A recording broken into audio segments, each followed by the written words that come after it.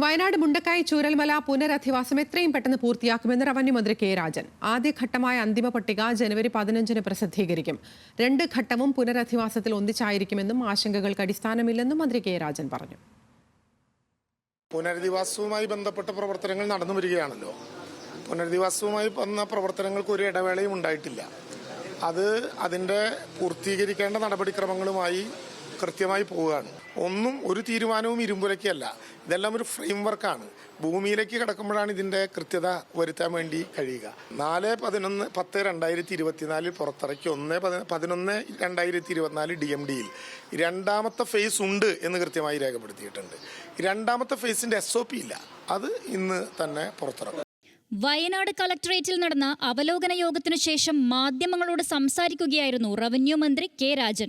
പുനരധിവാസ നടപടി വേഗത്തിൽ പൂർത്തിയാക്കും. എസ്റ്റേറ്റുകളിൽ 2ഇടത്തും സർവേ നടപടി 20 ദിവസത്തിനകം പൂർത്തിയാക്കും. ഫെബ്രുവരി 10-ന് 2ാം ഘട്ട ഉപഭോക്തൃ പട്ടിക പുറത്തിറക്കാനാണ് ഉദ്ദേശിക്കുന്നതെന്നും മന്ത്രി പറഞ്ഞു. Topographical survey, ground survey, hydrologic survey, Jio technical study, അതോടുകൂടി നമുക്ക് ഓരോ വീടും പൊതുസ്ഥാപനങ്ങളും റോഡും ഒക്കെ കടന്നു പോകുന്ന വഴികളുടെ ഒരു ഗ്രൗണ്ട് റിയാലിറ്റി നമുക്ക് ബോധ്യമാകും. അത് 15-20 ദിവസത്തിനുള്ളിൽ നടക്കും.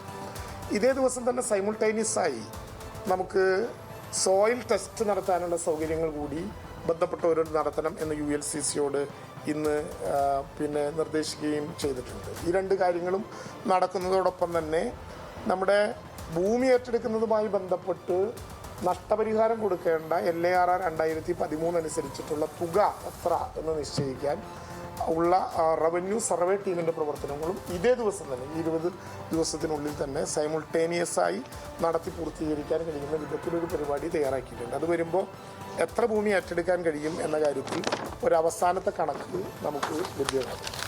ദുരന്തത്തിൽ 263 പേർ മരിച്ചതായാണ് ഔദ്യോഗിക കണക്ക്.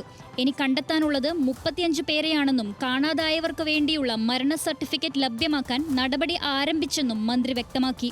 യോഗത്തിനു ശേഷം പുനരധിവാസത്തിനായി ഏറ്റെടുക്കുന്ന എൽസ്റ്റൺ എസ്റ്റേറ്റ് റവന്യൂ മന്ത്രി സന്ദർശിച്ചു. ന്യൂസ് മലയാളം, വയനാട്.